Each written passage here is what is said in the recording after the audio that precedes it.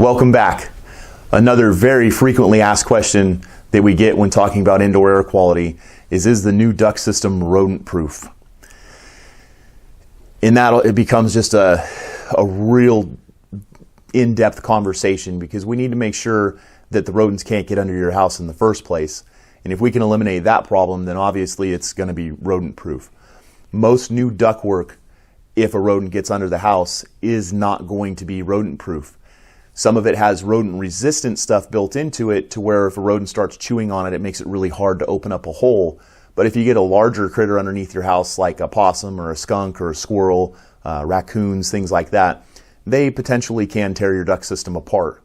So when getting a new duct system, you really want to make sure that you're not just replacing ductwork that was destroyed by rodents without taking care of the root of the problem, which would be why are the rodents coming in the house, where are they coming into the house, and sealing all that up, cleaning up the crawl space, and then getting your new ductwork in there.